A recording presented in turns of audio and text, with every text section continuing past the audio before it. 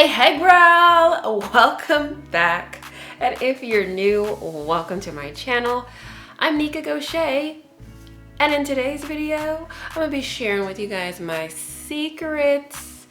Well, they're not really my secrets. I just really never thought to share these things with you until now. But anyways, my secrets on how I maintain my hair color as well as maintain the health of my hair color, because I've been color treated for a couple of years now. If you haven't seen any of my hair color videos and you're interested in my hair color, my hair's in a bun now so you can't really see it, but I'll pop up a picture right here so you can see what we're working with. And if you're interested in that color, I got you, girl. Click on up here. Boop. So we're not gonna waste any time. We're just gonna jump right in. But you know I can't let you jump right in without you hitting that like button, hitting that subscribe button and notification bell so you can keep up with your girl. And you might as well follow me on Instagram. So that's a lot. So I'm gonna give you a second. I think you got it by now. So let's get to it. I got my eyebrows tinted for the first time ever. What y'all think? Let me know in the comments. I think it's cute. So we're not gonna call these secrets anymore. We're just gonna call them tips. So my first tip pertains to the health part of my hair, and that is I did not bleach my hair. And I feel the fact that I didn't bleach my hair in the initial hair dyeing process really helped me maintain the integrity of my curls in the long run. So just to quickly share what I did do, I tested out a couple of box dyes, like with a strand test, until I seen which box dye actually like took the color on my hair well. And that led me to Clairol's textures and tones in the color Flaming Desire. Yeah. Flaming Desire. I always have to sing it. I don't know why. So that's the color I went with. So to kind of piggyback on that, which leads me to my next tip, and this is a hair health tip, is to strand test. I did not used to do this tip back in the day, and that's just because I was just so excited and eager to get to the color that I wanted. And I was just like, go all in or go home.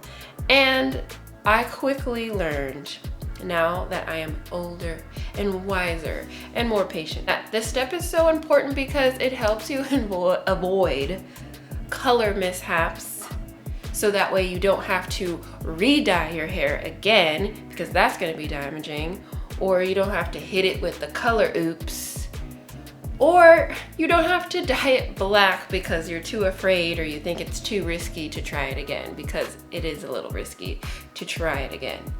So strand testing, taking a little piece of the hair and just dyeing it, seeing how it takes, will save you a lot of trouble. Moving on, keeping it going with the hair health tips. I only dyed my hair once, and from there, I only dyed the roots. But Nika, how did you keep the hair color so vibrant? I got you, girl. That was gonna lead me to my next tip, our first hair color maintenance tip. And that is, I used semi-permanent dyes. And this was really the fun part, because I got to experiment with different variations of red every time without having to worry about the extra damage. So first semi-permanent color I used was Clairol Beautiful Collection in the color Cedar Red Brown. And then I started experimenting with all of the Adore colors. Well, not all of the Adore colors, but with Adore colors, that's the brand. And I tried paprika, cinnamon, Cajun spice, a mixture of all three. It was really fun. So it gave me a lot of different colors of reds and didn't have to worry about the damage, like I said before. So that's how I maintained the color without having to re-dye my entire head every time. Because if I did all that, we wouldn't have a video, we wouldn't have no hair to talk about, period. By the way, I said I was gonna get better at this. Everything that I am mentioning, like the hair colors and stuff, I will have linked down below. Another hair color maintenance tip is to co-wash every other week, or co-wash in between your wash days, so every other week, to preserve the color longer.